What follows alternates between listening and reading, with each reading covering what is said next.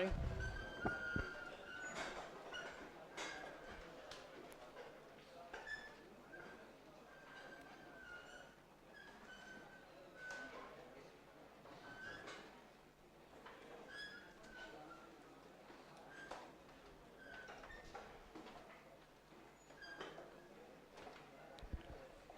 कल हम लोगों ने पाषाण कालीन मैप देखा था,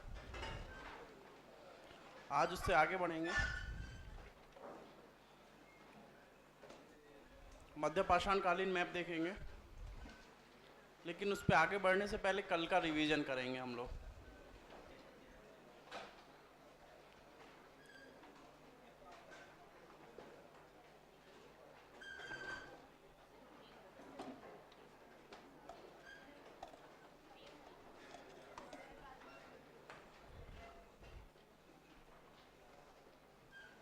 आप सभी को बोर्ड पे एक प्लेन मैप दिख रहा होगा, ठीक है।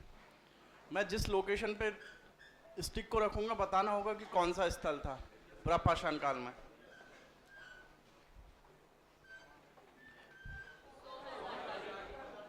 सोहन घाटी,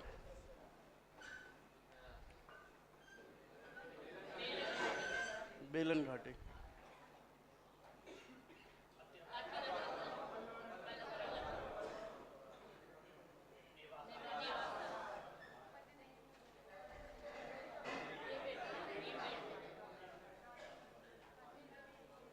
भीमबेटका,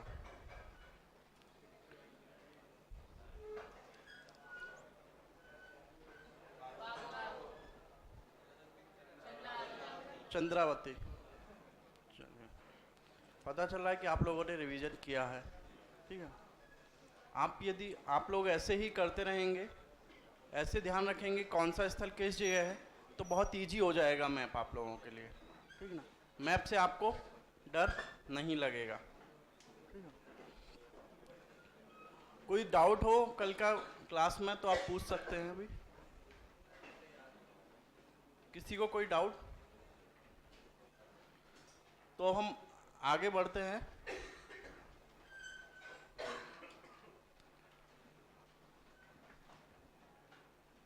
आप मध्य पाषाण कालीन मैप खोल लीजिए।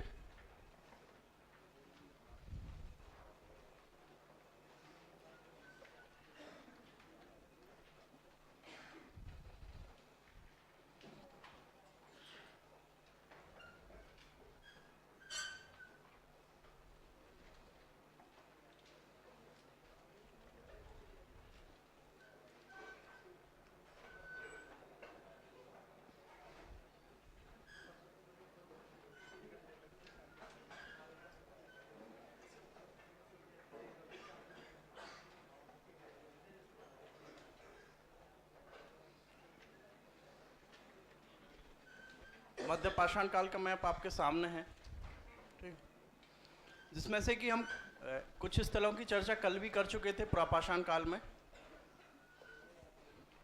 जैसे कि बागौर की चर्चा हम कल कर चुके थे, ठीक है।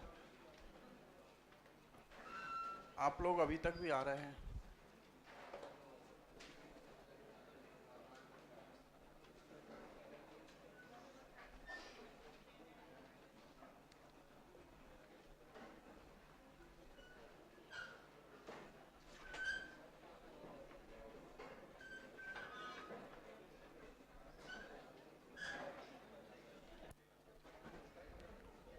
चलिए स्टार्ट करते हैं।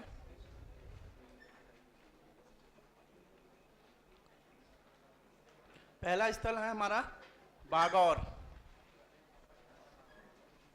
आप देख भी रहे हैं पहले नंबर पे ही आपका बागौर। कल भी हम लोग चर्चा कर चुके हैं, ये किस वाले रीजन में है? अरावली रेंज वाले रीजन में है। यहाँ से क्या क्या किस किस चीज के साक्ष्य मिलते हैं हम लोगों को? पशुपालन के साक्ष्य मिलते हैं, और प्रापाषाण काल में हमको स्त्री की मूर्ति के साक्ष्य मिलते हैं, पत्थर की स्त्री की मूर्ति के साक्ष्य मिलते हैं। अगला दूसरा स्थल हमने देखा था चंद्रावती।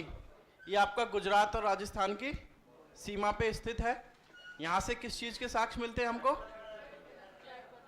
चर्ट पत्थर पे रेखा चित्र के साक्ष्य हमको यहाँ से प्राप्त होते हैं। ठीक है। दूसरा स्थल हम देखेंगे अपना आदमगढ़। आप मैप में देखेंगे 4th नंबर पे होगा आपको, जो लोकेट करके दिया गया है वो है आपका आदमगढ़। आदमगढ़ से कौन से साक्ष्य मिलते हैं हमको? पशुपालन के साक्ष्य हमको यहाँ से प्राप्त हुए हैं। और ये किस वाले रीजन में आपने देखा होगा? मध्य प्रदेश, विंध्यन रेंज का जो रीजन है, विंध्यन पर्वत श्रृंखला, उस वाले रीजन में आपको ये पड़ता है। ठीक है। अगला स्थल हम लोग देखेंगे बेलन घाटी वाले इलाके में सराय नाहरराय।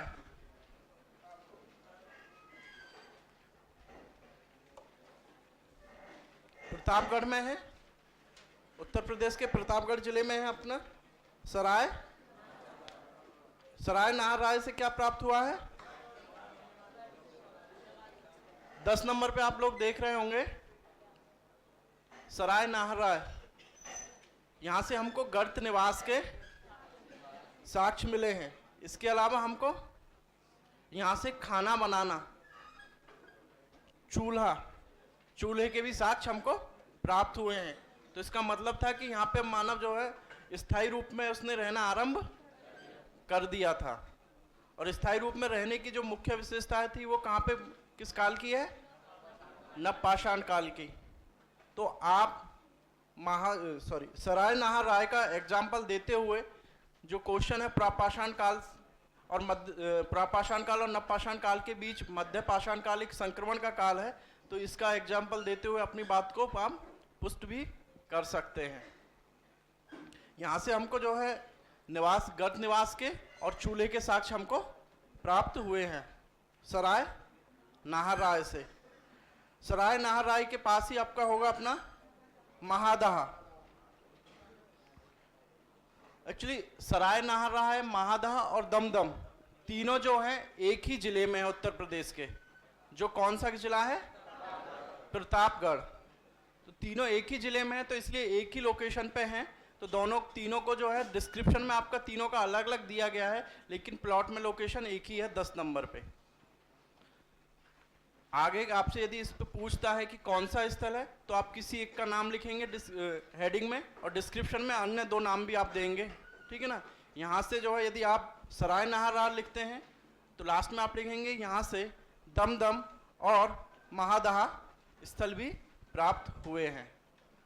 महादहा से क्या प्राप्त हुआ है वैसे? कंठाहार, यानी गले का हार, नेकलेस जिसको बोलते हैं इंग्लिश में, कंठाहार यहाँ से हमको प्राप्त हुआ है। तो ये क्या दिखाता है? मानव क्या है? कला प्रियता को, उसको सौंदर्य बोध और उसकी कला प्रियता को दर्शाता है। अगला हम देखेंगे चौपानी मांडो। आप देख रहे होंगे 9 नंबर चौपानी मांडो। चौपानी मांडो से किस चीज के साक्ष्य प्राप्त हुए हैं? मृद भांड के साक्ष्य प्राप्त हुए हैं। भारतीय उपमहाद्वीप में पहली बार मृद भांड के साक्ष्य कहां से प्राप्त हुए आपको? चौपानी मांडो से प्राप्त हुए हैं। चौपानी मांडो किस जिले में है? इलाहाबाद, प्रयागराज। इलाहाबाद का नाम चेंज हो गया है प्रयागराज में। ठीक है। आप लोग भी जो है प्रयागराज लिखना, क्योंकि बुकलेट में इलाहाबाद का नाम चेंज होने से पहले का बुकलेट में नाम लिखा हुआ है, तो इसलिए उसमें इलाहाबाद लिखा हुआ है। आप अपनी सुविधा से चाहें तो वहां पे इलाहाबाद को काट के प्रयागराज भी लिख सकते हैं। आप इलाहाबाद भी लिखेंगे तो वो भी गलत नहीं माना जाएगा।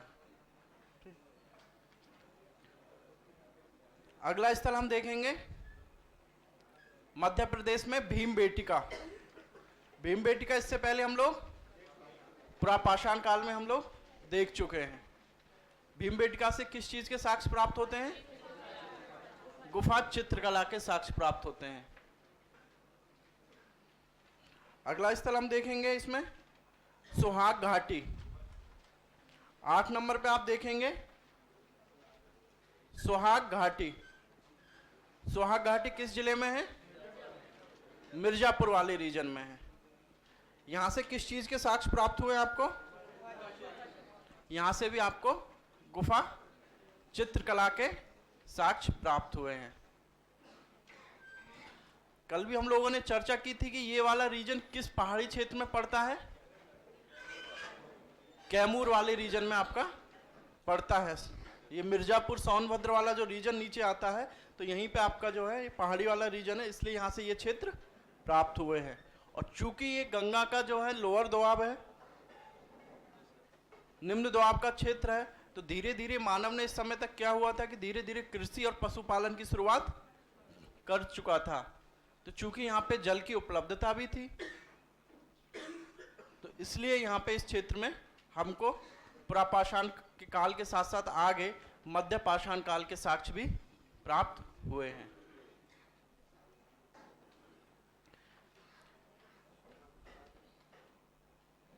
इसके बाद हम देखते हैं कि पहली बार हमको उड़ीसा राज्य से, पुरापाषाण काल में हमको उड़ीसा राज्य से कोई साक्ष्य प्राप्त नहीं हुए। पहली बार हमको उड़ीसा राज्य से साक्ष्य प्राप्त होते हैं। दो स्थल हैं, एक है सुंदरगढ़ और दूसरा है संबलपुर। ऊपर वाला कौन सा है आपका 5 नंबर पे? सुंदरगढ़। और नीचे ये संबलपुर। दोनों से ही किस चीज के साक्ष्य प्राप्त हुए हैं? मानव आवास और यहां से कहीं ना कहीं चित्रकला के आपको साक्ष्य भी प्राप्त हुए हैं। कनेक्ट कर पा रहे हैं ना आप लोग? अगला स्थल है केरल। केरल में हम देख रहे हैं प्रायद्वीपीय पहला स्थल प्राप्त हुआ है तेनमलाई। तो ये कौन सा वाला रीजन आ जाता है आपका? वेस्टर्न घाट के साथ साथ ये आपका यहाँ पे आ जाता है अन्नामलाई की जो पहाड़ियाँ हैं, तो वहीं से इसका नाम भी पड़ा है तेनमलाई। इस यहाँ से भी आपके किस चीज़ के साक्ष्य प्राप्त हुए हैं?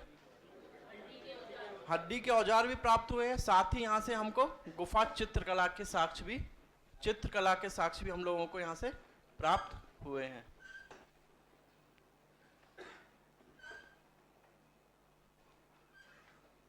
जितनी भी चीजें मैंने बताई हैं ये सारी सर ने आपको जो है लिखाई हुई हैं। संस्कृति वाले जिस हेडिंग देके जो मध्य पाषाण कालीन संस्कृति लिखाई थी, उसमें इनका नाम आपको जिक्र किया गया है, कहाँ से चित्रकला के साक्ष्य प्राप्त हुए हैं।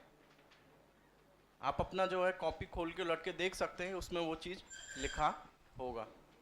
यदि आपसे क्वेश्चन एक बार पूछा था, मध्य पाषाण कालीन चित्रकला के ऊपर क्वेश्चन पूछा था, ठीक है, और मैं देख रहा था किसी एग्जाम में भी अभी क्वेश्चन आया हुआ था कि कहाँ से प्राचीन कालीन जो है या आदि मानव की जो है चित्रकला के साक्ष्य प्राप्त होते हैं।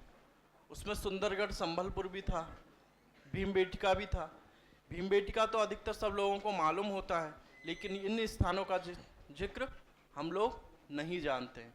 तो ये चीज़ें जो हैं, जो ये कुछ फैक्ट्स हैं आपके पास, ये आपको प्रीलिम्स के एग्ज़ाम में भी मदद करेंगे, मेंस के एग्ज़ाम में भी आपको मदद करेंगे, और इवन आप जब इंटरव्यू देंगे तब भी आपको जो है अपनी बात को रखने और उसको जो है पूरे फैक्ट्स के साथ प्रूफ करने का अवसर भी प्रदान करेंगे। तो इसलिए जिन जिन चीज़ों की चर्चा यहाँ पे की जा रही है उनको जो है आप ध्यान रखने की कोशिश करें। आप जब लिखते हैं ना, आंसर राइटिंग करते हैं, तो आप कहते हैं कि सर विचार तो बहुत आते हैं, लेकिन जब लिखने बैठता हूँ तो पता नहीं चलता कि क्या हो।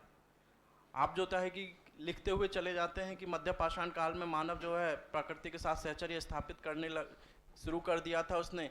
इस काल में हमको बड़ी मात्रा में चित्रकला का विकास देखने को मिलता है। अब आप लिखेंगे कि चित्रकला का विकास देखने को मिलता है, तो अपनी बात को पुष्ट करने के लिए कुछ एग्जाम्पल तो आप लोग देंगे। और आप लिखते हैं कि बड़ी मात्रा में चित्रकला का विकास देखने को मिलता है, यदि आप केवल उसमें एक भीमबेटका का ही जिक्र करते हैं तो वो तो एक ही स्थान रहा। तो आपको 2-3 एग्जाम्पल देने पड़ेंगे, बताएंगे कि भीमबेटका से मिलता है, भीमबेटका के साथ साथ सुंदरगढ़ संबलपुर है, इवन प्रायद्वीपीय भारत में हमको जो तेनमलाई से, और उत्तर प्रदेश में हमको सुहाग घाटी से भी मिलता है, देखने को मिलता है। तो इससे आपका पूरे बात स्पष्ट होती है, और जब स्पष्ट होगी तो आपका पूरा मार्क्स वहाँ पे एग्जामिनर जरूर देगा। यही होता है कि आप लोग भी देखते होंगे कि किसी को जो होता है कि बहुत अच्छे मार्क्स मिलते हैं, आप लोग खुद भी लिखते हैं उसमें, तो किसी को 9 नंबर मिलता है, किसी को 12 और 13 नंबर मिलता है। तो उसमें कंटेंट में जो कमी होती है वो यहीं पे दिखाई देती है। आपको लगता है कि लिखा तो मैंने सारा है, ठीक है ना, लेकिन जो अपने तथ्य देके या अपनी बात को किसी भी एविडेंस के साथ प्रूफ करता है उसको मार्क्स ज़्यादा मिलता है। ठीक, तो इसलिए रिवीजन जब करें अपना तो ये बातें भी ध्यान रखें। ठीक है, तो हमने कौन कौन सा स्थल देखा अभी मध्य पाषाण काल में? पहला बागौर। बागौर कहाँ पे है? राजस्थान में। दूसरा स्थल देखा था चंद्रावती। चंद्रावती राजस्थान में। तीसरा स्थल हमने देखा था आदमगढ़। आदमगढ़ कहाँ पे है? एमपी। एमपी किसके साक्ष्य प्राप्त हुए हैं? पशुपालन के, आरंभिक रूप में पशुपालन के साक्ष्य प्राप्त हुए हैं। इसके बाद हमने देखा था सराय नाहराय। सराय नाहराय, महादहा और दमदम, तीनों एक ही स्थल है, एक ही जगह पे, एक ही राज्य में उत्तर प्रदेश के। कौन सा है? प्रतापगढ़। यहाँ से हमको किसकी प्राप्ति होते हैं? उसकी कला प्रियता, ठीक है ना, उसकी संस्कृति, सौंदर्य बोध के साक्ष्य हमको प्राप्त होते हैं। जैसे कि सराय नाहराय से हमको आरंभिक रूप में होता है कि चूल्हे के साक्ष्य प्राप्त होते हैं। स्थायी रूप में जीवन जीने यानी गर्त निवास के साक्ष्य हमको प्राप्त होते हैं। इसके अलावा वहां से हमको कंठाहार के साक्ष्य प्राप्त होते हैं महाग्रह से। ठीक है, तो ये चीजें आप ध्यान रखेंगे।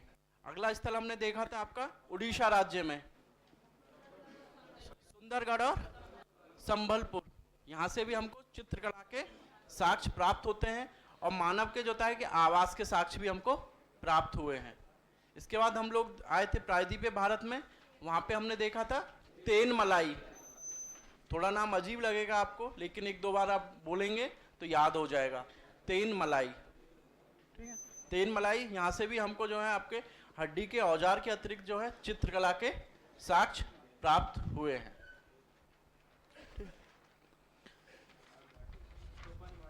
चौपानी मांडो उत्तर प्रदेश राज्य में ही है, बेलन घाटी वाले इलाके में ही है। यहाँ से हमको किस चीज के साक्ष्य प्राप्त हुए हैं? मृद भांड के साक्ष्य प्राप्त हुए हैं। ठीक है, तो मृद भांड से किस चीज का पता चलता है?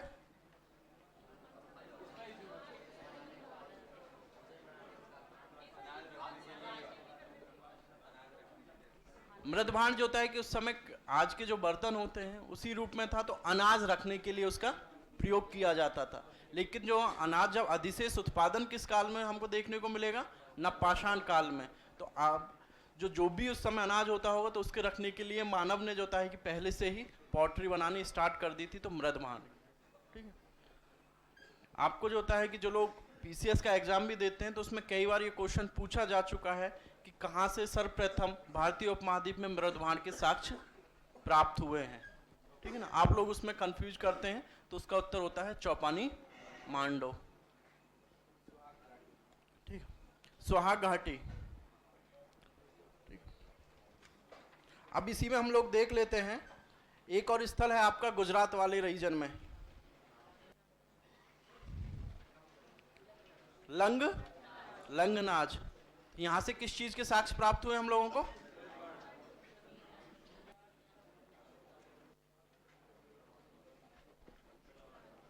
यहां से हमको मृद भांड बनाए जाने के भी साक्ष्य प्राप्त हुए हैं। इसके अतिरिक्त हमको यहां से हड्डी के उपकरण भी हमको बनाए जाने के साक्ष्य प्राप्त हुए हैं। ठीक है, लंगनाज। एक स्थल और हम देखेंगे पश्चिम बंगाल में, वो कौन सा स्थल है? 7 नंबर पे आप देखेंगे बीरभानपुर। बीरभानपुर से भी हमको साक्ष्य प्राप्त हुए हैं। यहां से जो होता है कि आरंभिक कृषि के साक्ष्य हमको प्राप्त हुए हैं। मानव द्वारा जो होता है कि आरंभिक रूप में कृषि किए जाने के साक्ष्य हमको बीरभानपुर से प्राप्त हुए हैं। साथ ही यहां से हमको मृण मूर्तियों के भी साक्ष्य प्राप्त हुए हैं, आगे के काल के। मृण मूर्तियां मतलब मिट्टी को पका के जो मूर्तियां बनाई जाती थी उनको हम मृण मूर्तियां कहते हैं। ठीक है, अब हम आते हैं अगला नवपाषाण काल में। मध्य पाषाण काल में कोई प्रॉब्लम आप लोगों को?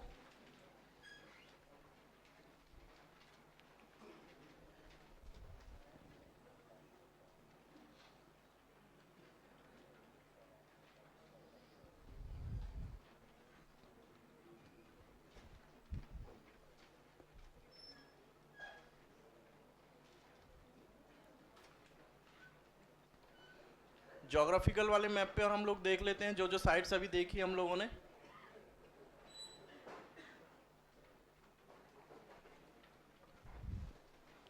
अरावली वाले रेंज में यहाँ पे हमने देखा था बागौर, चंद्रावती, देख रहे हैं ना। अरावली वाली रेंज की सबसे ऊंची पर्वत चोटी गुरु शिखर, ठीक है, गुरु शिखर इधर है। उसके बाद हमने देखा था अपना भीम आदमगढ़, भीमबेटका के पास ही यहीं पे आपको पड़ेगा आदमगढ़। ये कौन सी विंध्यन वाली रेंज वाले एरिया में है आदमगढ़। इधर ही हमने देखा था कौन सा, लंगनाज। तो यहाँ पे भी आप देखेंगे तो गिर की पहाड़ियाँ आपको प्राप्त होंगी लंगनाज वाले इलाके में, लंगनाज। इधर हमने देखा था उड़ीसा वाले रीजन में सुंदरगढ़ और संबलपुर। तो ये यहाँ पे छोटा नागपुर वाला इलाका है। तो पठारी वाले रीजन में हमको यहाँ से साक्ष्य प्राप्त हुए हैं। यहाँ पे हमको प्राप्त हुआ है बीरभानपुर, बीरभानपुर से मेनली जो होता है टेराकोटा के साक्ष्य हमको प्राप्त हुए हैं। इधर हम आते हैं, ये देखिए गंगा यमुना दोआब है। इधर से ही हमको किस किस चीज के साक्ष्य प्राप्त हुए हैं, सराय नाहरा है, महादहा और दमदम के साक्ष्य प्राप्त हुए हैं। इधर मिर्जापुर वाले रीजन में आते हैं तो किसके चीज की, सोहाग घाटी के साक्ष्य प्राप्त हुए हैं। प्रतापगढ़ वाले रीजन में हम आते हैं तो, इलाहाबाद वाले रीजन में आते हैं तो किसकी चीज के साक्ष्य प्राप्त हैं, चौपानी मांडो के साक्ष्य हमको प्राप्त होते हैं। और दक्षिण भारत में हम सदूर दक्षिण में आते हैं तो तेनमलाई, कार्डमम हिल देख रहे हैं आप लोग यहाँ पे, इलायची की पहाड़ियाँ जो हम बोलते हैं, तो यहाँ पे आपको तेनमलाई के साक्ष्य प्राप्त हुए हैं।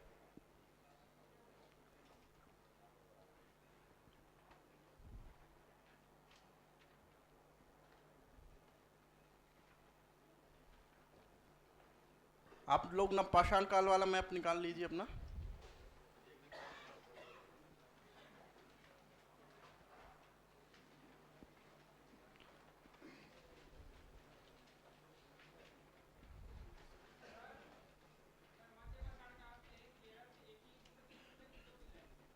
जो अभी उत्खनन होता रहता है तो अभी जो वहां से साक्ष्य इस चीज के प्राप्त हुए हैं तेनमलाई से।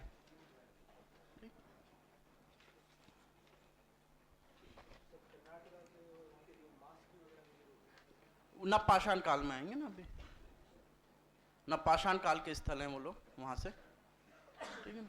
आप लोगों ने भी पढ़ा होगा कि न पाषाण काल के स्थलों का जो क्रम रहा, उनके विकास का क्रम जो होता है कि 3 फेजों में हम बांट के देखते हैं। सर्वप्रथम जो है उत्तर पश्चिम वाले क्षेत्र में हमसे प्राप्त हुए हैं, उसके बाद जो होता है कि हमको मध्य भारत वाले क्षेत्र में प्राप्त हुए हैं, और सबसे अंतिम काल के जो स्थल प्राप्त हुए हैं वो दक्षिण भारत से प्राप्त हुए हैं, ठीक है। तो इस वजह से आपको 2 मैप दिया गया होगा बुकलेट में नवपाषाण काल का, ठीक है ना। 2 मैप आपको दिया गया होगा नवपाषाण काल का। पहले मैप में जो है आपको पाकिस्तान वाला रीजन और पूर्वी भारत वाले रीजन के प्लेसेस दिए गए हैं, और सेकंड वाले मैप में आपको दक्षिण भारत के स्थल दिए गए हैं मुख्य तौर पर। स्थलों की संख्या करीब आपका 40 के करीब होगी, ठीक है।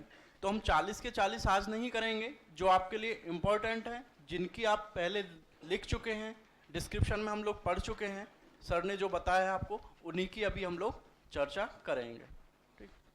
सबसे पहला स्थल हम आपको जो जिससे रूबरू होंगे नवपाषाण काल में वो है मेहरगढ़। अपने बुकलेट में भी आप लोग देख रहे होंगे, पहला 7 नंबर पे मेहरगढ़ देख रहे हैं। ये कौन सा इलाका है,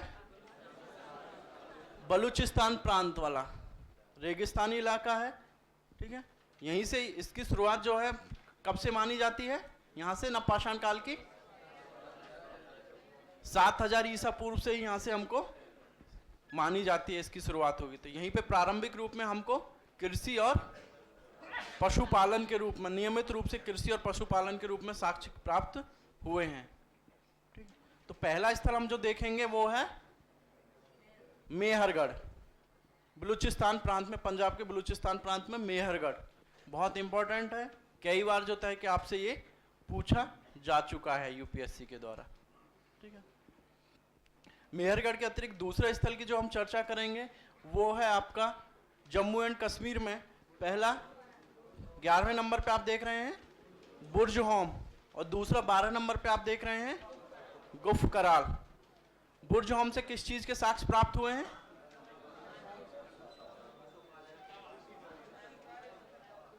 यहां से मानव गर्त आवास के भी साक्ष्य प्राप्त हुए हैं, साथ ही मानव को कुत्ते के साथ दफनाए जाने के साक्ष्य भी हमको प्राप्त हुए हैं। और दक्षिण और गुफ कराल से किस चीज के साक्ष्य प्राप्त हुए हैं? कृषि एवं पशुपालन के साक्ष्य प्राप्त हुए हैं। हम आप देखेंगे एक लाइन लिखा होगा, यदि आप अपने डिस्क्रिप्शन में देखें, बुर्ज होम वाले डिस्क्रिप्शन में आप देखिए एक लाइन लिखा होगा कि यहां से कृषि के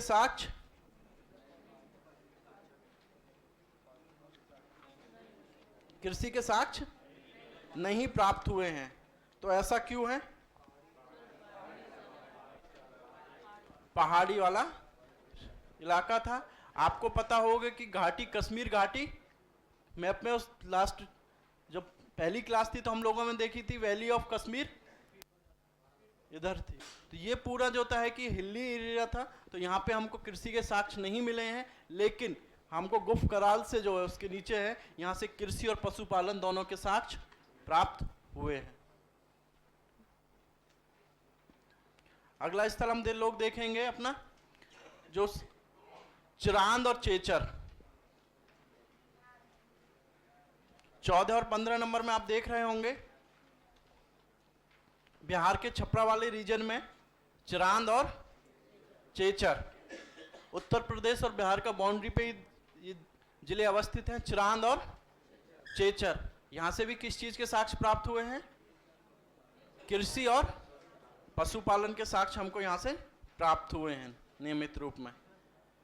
क्योंकि यहाँ पे भी आप देख रहे हैं कि लोअर रीजन है, कृषि के लिए उपयुक्त था, पानी की भी उपलब्धता थी, तो इसलिए इस वाले रीजन में हमको ये स्थल प्राप्त हुए, चिरांद और चेचर।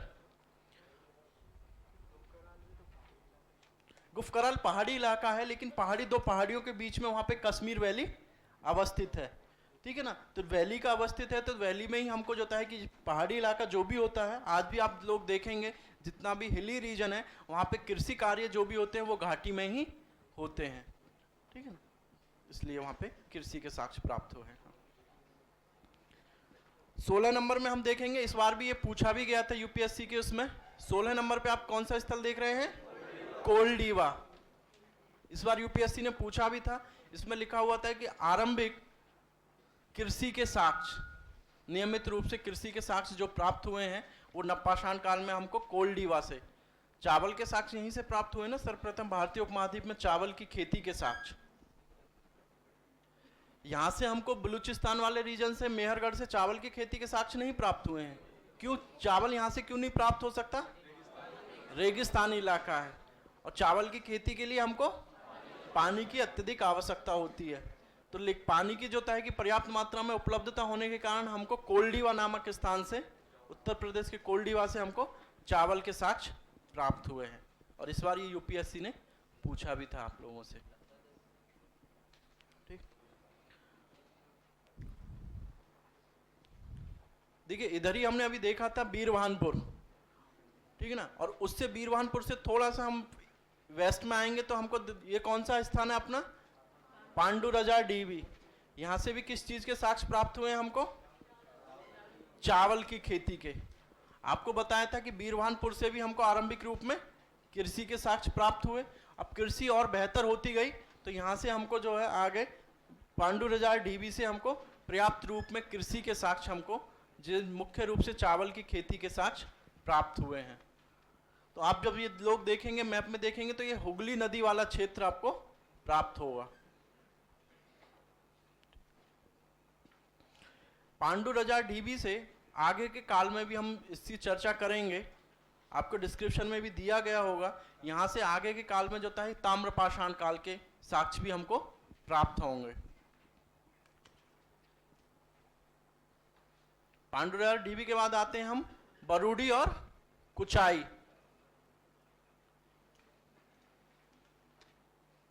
उड़ीसा राज्य में हम देखेंगे दो स्थल, बरूडी और कुचाई।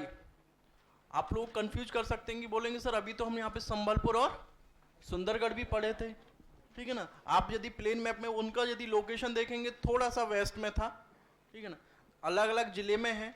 एक पहले वाले सुंदरगढ़ और संबलपुर स्वयं जिले थे, अब जो है ये मयूरभंज जिले में है। तो दोनों की जो सीमा है जिलों की वो एक दूसरे से लगती हुई सीमा है, आप मैप में देखेंगे अपने एटलस में तो प्राप्त होगा। तो ये यहाँ से जो होता है कि ये दो स्थल हैं बरूडी और कुचाई। यदि आपसे पूछा जाएगा, यहीं पे आपको लोकेट करके पूछा जाता है कि मध्य पाषाण कालीन स्थल, तब कौन सा आप लिखेंगे? सुंदरगढ़ या संबलपुर में से लिखेंगे। यदि आपसे पूछा जाता है कि नव पाषाण कालीन स्थल, तब कौन सा आप लिखेंगे? बरूडी और कुचाई। यहां से भी हमको जो है, वैसे जो इन आपको डिस्क्रिप्शन में भी लिखा होगा कि इन स्थलों को लेके किस काल का माना जाए, विद्वानों में मतभेद है, लेकिन जो होता है कि आमतौर पर इन दोनों स्थलों को नवपाषाण काल में भी पुरातत्वविदों और इतिहासविदों के द्वारा रखा गया है। ठीक, तो बरूडी और कुचाई। एक आप 30 नंबर पे आप देख रहे होंगे मीताथल।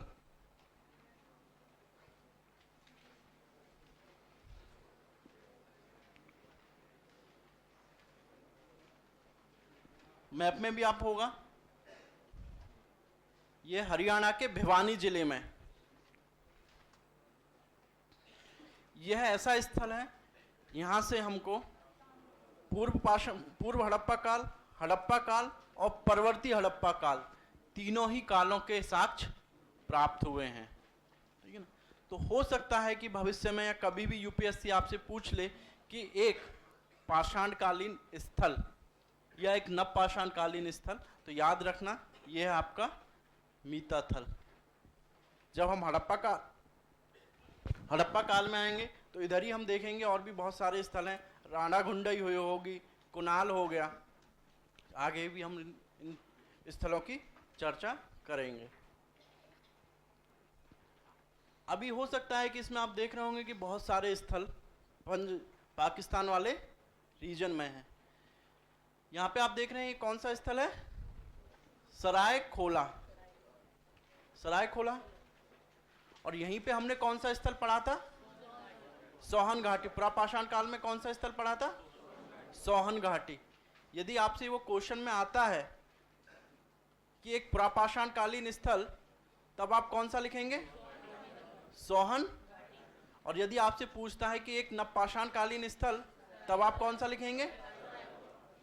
और यदि आपसे उसने पूछा कि एक पाषाण कालीन स्थल, तो आप कौन सा लिखेंगे?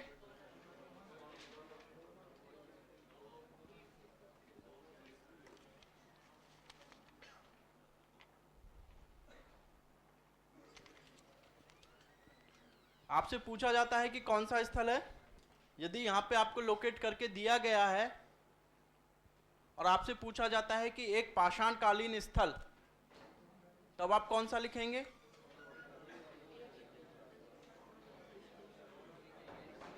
एक को आप हेडिंग में लिखेंगे और एक को जो होता है कि आप लिखेंगे एक्सप्लेनेशन में, नीचे लाइन में लिखेंगे। यदि आप वहां पे सोहन घाटी लिखते हैं तो लिखेंगे कि सोहन घाटी है, पाकिस्तान के पंजाब प्रांत में अवस्थित है। यहाँ से जो होता है कि चॉपर चॉपिंग संस्कृति के साक्ष्य हमको प्राप्त हुए हैं। आगे के काल में, नवपाषाण काल में, यहाँ से हमको एक अन्य स्थल सरायखोला भी प्राप्त हुआ है। तो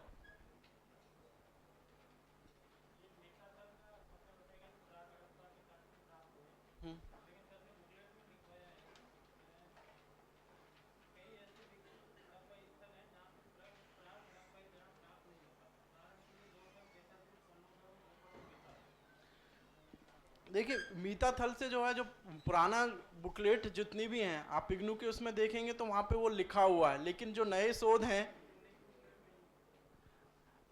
अन्य जो बुकलेट हैं, अपनी बुकलेट की नहीं मैं बात कर रहा हूँ, जो अन्य किताबें हैं, ठीक है ना, वहां से जो होता है कि कुछ माना गया है कि पुरानी किताबों में लिखा हुआ है। जो नए शोध हैं वो नहीं मानते हैं। तो हमने जो लिखा हुआ है इसको, ठीक है ना, अपनी सेफ्टी के लिए लिखा हुआ है, ठीक है।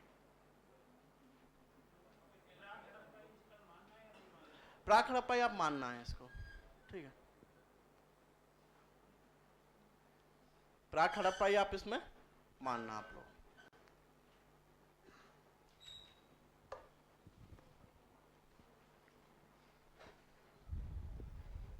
सोहन घाटी पे हम चर्चा कर रहे थे, सोहन घाटी, और यहीं पे हमको कौन सा प्राप्त हुआ है, सराय खोला। तो दोनों में यदि आएगा तो कौन सा आप लिखेंगे, तो सराय खोला को या तो आप हेडिंग में देते हैं तो वहां पे आ गए, तो आप सोहन घाटी की चर्चा करेंगे। आपको सर ने भी लिखा होगा रहमान डेरी, गुमला, राणा घुंडई। आगे भी आपको जो होता है कि यहाँ से हड़प्पा काल में भी इन स्थलों की चर्चा सर ने की होगी और बताया होगा कि प्राक हड़प्पा काल के स्थल प्राप्त हुए हैं। तो आप देख रहे होंगे 4 नंबर पे आप देख रहे हैं कौन सा स्थल है, रहमान डेरी और गुमला। आपको वहां पे दिया गया होगा गुमला ऑग्लिक करके रहमान डेरी। चूंकि दोनों की लोकेशन बिल्कुल पास में है इसलिए एक ही स्थल आपको दिया गया है, रहमान डेरी या गुमला। तो कोई भी एक आप लिखेंगे तो चलेगा। यही आपको वही टेक्निक अपनानी है कि डिस्क्रिप्शन में हेडिंग में किसी एक का नाम देना है, दूसरा आपको नाम देना है डिस्क्रिप्शन में।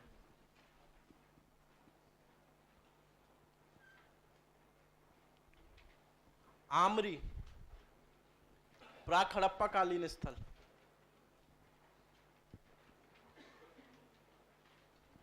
ये किस प्रांत में है, सिंध प्रांत में आएगा आपका, ठीक है। यहां से भी ये भी प्राक हड़प्पा कालीन स्थल है आपका। तो इन वाले रीजन में जब हम देखें, मैप में भी आपको हम पहले भी दिखा चुके हैं, तो ये पूरा बलूचिस्तान वाला रीजन है, यहाँ से भी साक्ष्य प्राप्त हो रहे हैं, पंजाब वाले रीजन से भी साक्ष्य प्राप्त हो रहे हैं आपका, ये पहाड़ी वाला रीजन है, यहाँ से भी आपको साक्ष्य प्राप्त हुए हैं, और लोअर गंगेटिक बेसिन जो है यहाँ से भी आपको साक्ष्य प्राप्त हुए हैं, ठीक है। और अब हम जब साउथ में आएंगे तो वहाँ से भी आपको बहुत सारे स्थल प्राप्त हुए हैं, ठीक। दूसरा वाले मैप में हम लोग आते हैं, नवपाषाण काल का दूसरा वाला मैप हम आते हैं।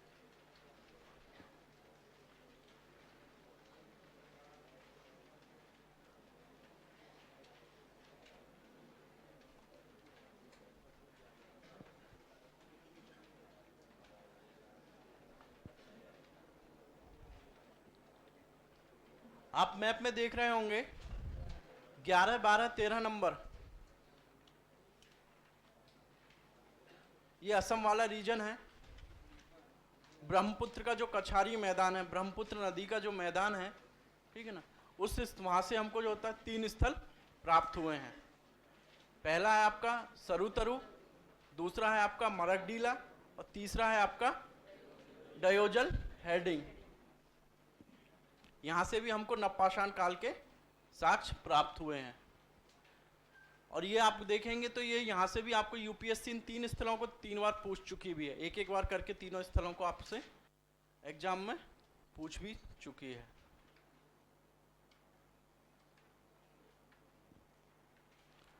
आपसे आएगा कि नवपाषाण काल का शायद 2016 में, पिछली क्लास में भी मैंने चर्चा की थी कि क्वेश्चन आया था 2016 में था या 17 में था, नवपाषाण कालीन स्थलों के जो होता है कि वितरण को बताते हुए उनकी विशेषताओं को बताइए। तो आप जब चर्चा करेंगे तो पूरे भारतीय उपमहाद्वीप में आपको चर्चा उनकी करनी होगी।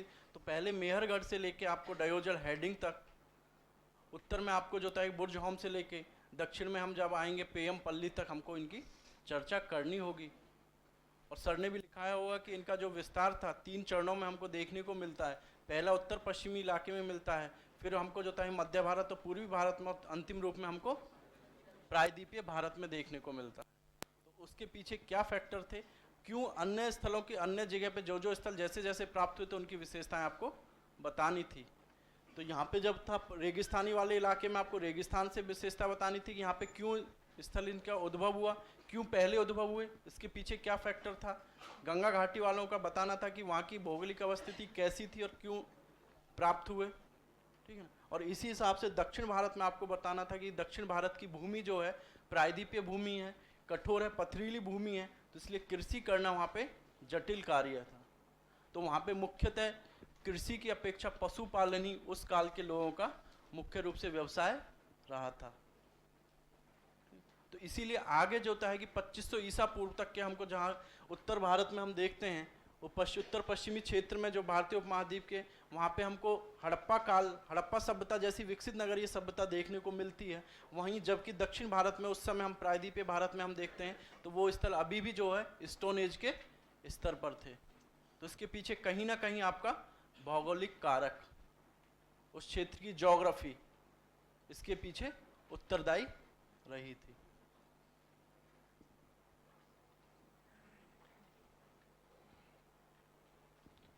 तो हम चर्चा किए पहले आपको सरुतरु, मरकडीला और डयोजल हेडिंग तीनों स्थल जो आपका, ये आपका कछारी ब्रह्मपुत्र नदी का जो कछारी मैदान है वहाँ से हमको प्राप्त हुए हैं।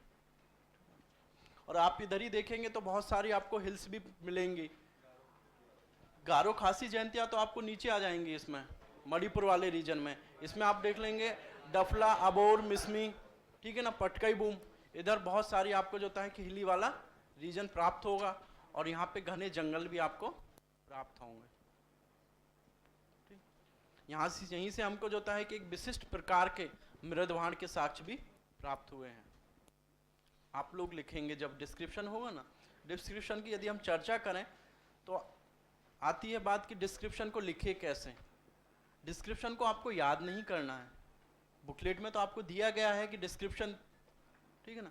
आप देखेंगे कि डिस्क्रिप्शन में जो है कुछ मार्क करके दिया गया है, कुछ लेटर्स को बोल्ड करके दिया गया है डिस्क्रिप्शन वाली लाइन में भी, ठीक है ना। तो आपको वो चीज़ें याद रखनी है, उसमें आपको जो मुख्य विशेषताएं दी गई हैं उसकी चर्चा करनी है। आप यदि डिस्क्रिप्शन लिखेंगे तो डिस्क्रिप्शन आपको 30 वर्ड्स तक का लिखना होता है, अधिकतम 30 वर्ड का। और डिस्क्रिप्शन में आपको जो स्थल पूछा गया है उसी की विशेषताओं की चर्चा करनी है। पहला लाइन में आप लिखते ही हैं कि यह स्थल वर्तमान में कहाँ पे अवस्थित है। अवस्थित है का मतलब है कि किस, यदि उत्तर भारत में पूछा गया तो आप ये नहीं लिखेंगे कि ये भारत राष्ट्र नहीं लिखना है उसमें, ठीक है ना। यदि पाकिस्तान के पूछा गया तो तब आप लिख सकते हैं कि यह स्थल वर्तमान पाकिस्तान के पंजाब प्रांत में है। यदि आपसे पूछा जाता है सोन घाटी ही पूछा जाता है तो डिस्क्रिप्शन में आप पहली लाइन लिखेंगे यह स्थल वर्तमान में पाकिस्तान के पंजाब प्रांत में अवस्थित है। दूसरी लाइन में आप लिखेंगे इस पुरापाषाणकालीन स्थल से हमको चॉपर चॉपिंग संस्कृति के साक्ष्य प्राप्त हुए हैं। इतना ही आप लिखेंगे। यदि आप आगे आप लिखना चाहते तो लिख सकते हैं यहाँ से आगे के काल के भी हमको जो पाषाण काल के जो हैं साक्ष्य प्राप्त हुए हैं, जैसे कि नवपाषाण काल में हमको सराय खोला। ये 3 लाइन आपको लिखना है और इसी में आपका 30 वर्ड्स कंप्लीट हो जाएगा। आप लोगों का टेस्ट भी मैं लूँगा इसमें, तो टेस्ट में भी आपको इसका डिस्क्रिप्शन भी लिखना होगा। तो देखा गया है कि जिसका डिस्क्रिप्शन आपको आता है अच्छे से पूरा लिखाया गया है तो आप उसमें हो सकता है कि 100 वर्ड्स तक लिख देते हैं। आमतौर पर मेहरगढ़ के बारे में आप परिचित होते हैं तो पूरा मेहरगढ़ की किस्सा कहानी आप लोग लिख देते हैं, और किसी को नहीं पता होता तो उसमें एक ही लाइन लिख के आप छोड़ देते हैं। तो डिस्क्रिप्शन में आप टू द पॉइंट लिखेंगे, इधर उधर नहीं भटकेंगे। डिस्क्रिप्शन का अपना महत्व होता है और सबसे ज़्यादा आपको फोकस करना है साइट को पहचानने में, ठीक है। यदि आपने साइट को सही से पहचाना, जिसको जो पहचाने हैं, जो जाने हैं, उसी के बारे में तो आप डिस्क्रिप्शन लिखेंगे। यदि आपने साइट्स को ही गलत पहचान लिया है तो डिस्क्रिप्शन आपका ऑटोमेटिक गलत हो जाएगा। इसलिए आपको पहचानने के, यदि आप पहचान के भी लिख देते हैं, डिस्क्रिप्शन नहीं लिखते हैं, उसके बावजूद भी आपको 1.5 मार्क्स मिलता है। डिस्क्रिप्शन का 1 मार्क्स होता है आपका, डिस्क्रिप्शन का केवल 1 मार्क्स होता है, और आपको आइडेंटिफाई, पहचान का उसको लिखने का 1.5 मार्क्स होता है। क्यों? यदि आपने पहचाना सही है तो डिस्क्रिप्शन सही होगा, और पहचाना गलत है तो डिस्क्रिप्शन आपका ऑटोमेटिकली गलत हो जाता है। डिस्क्रिप्शन में यदि आपने उस काल की विशेषताओं के लिए लिखा है, ठीक है ना, हो सकता है कि एग्जामिनर उसको आपको आधा नंबर दे दे, इससे पहले जब 2012 से पहले का जो मैप आता था उसमें एक सेफ्टी ये होती थी कि उसमें आपको खुद से प्लॉट करना होता था, और प्लॉट करने के साथ साथ आपको उसमें डिस्क्रिप्शन भी लिखना होता था। तो प्लॉट के लिए पहले आपको दिया गया है कि हड़प्पा प्लॉट करना है आपको, या बेलन घाटी प्लॉट करनी है, या सरायखोला प्लॉट करना है। आप यदि प्लॉट गलत भी कर देते हैं तो डिस्क्रिप्शन तो आप सही देते थे। आपको पता है सरायखोला कहाँ पे है, हड़प्पा कहाँ पे है, तो डिस्क्रिप्शन सही होता था तो उसका आपको 1 नंबर मिल जाता था। लेकिन इस बार अब ऐसा नहीं है। यदि आपने प्लॉट किया हुआ मार्क को जो होता है कि गलत पहचाना है और डिस्क्रिप्शन आपने गलत लिखा है, उसी के अकॉर्डिंग लिखा है, तो आपका डिस्क्रिप्शन का मार्क्स भी चला जाएगा। तो पहले ये सुविधा होती थी कि यदि आपको 20 प्लेस दिया है, 20 में से आपको 10 ही प्लेस सही से आ रहे हैं, तो 10 प्लेस पे आपको सही से मार्क किया है और उसका एक्सप्लेनेशन सही लिखा है, तो हो सकता है कि आपको 25 नंबर वो दे दे। 2.5 मार्क्स का एक प्लेस होता है। और 10 प्लेस आपसे नहीं आ रहे हैं, आप उसका लिख के भी आ जाते हैं, डिस्क्रिप्शन लिख के आते हैं, तो उस पर आपको 1-1 नंबर करके जो है 10 नंबर दे सकता है, तो आपको 35 हो जाते थे।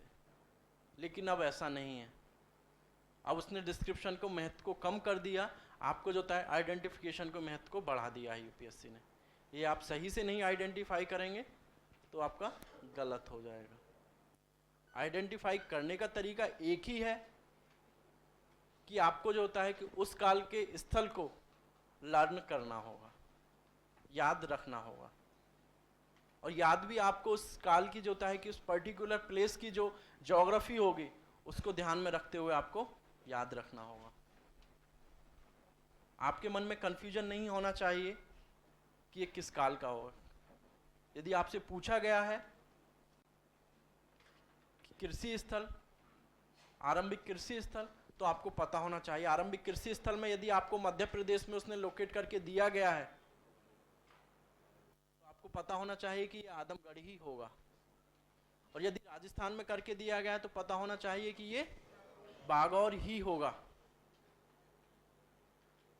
और यदि आपको उसने जो है उत्तर प्रदेश में बेलन घाटी के करीब लोकेट करके दिया गया है तो पता होना चाहिए ये आपका कोलडीवा ही होगा कृषि स्थल के रूप में।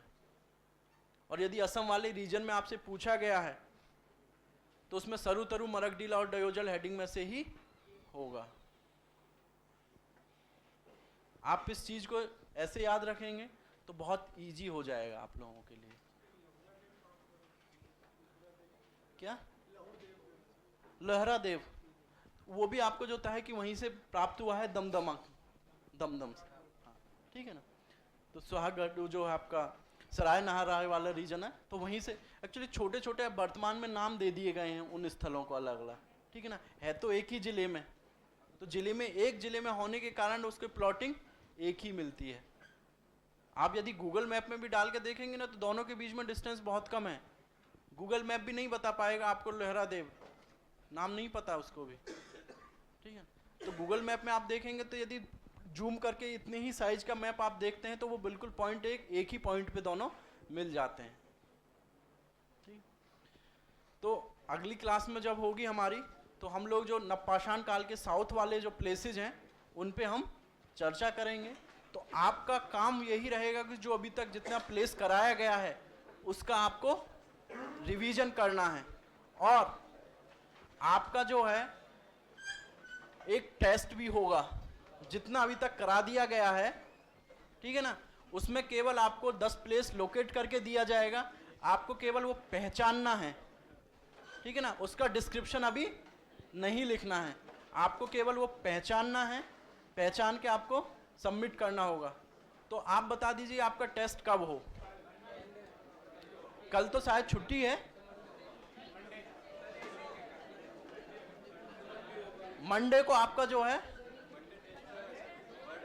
वर्ड हिस्ट्री का टेस्ट, तो क्लास से पहले होगा ना टेस्ट। तो क्लास से पहले जो है आपको मंडे को एक टेस्ट होगा जिसमें कि आपको 10 प्लेस मिलेंगे और उसको आपको केवल लोकेट करके बताना है।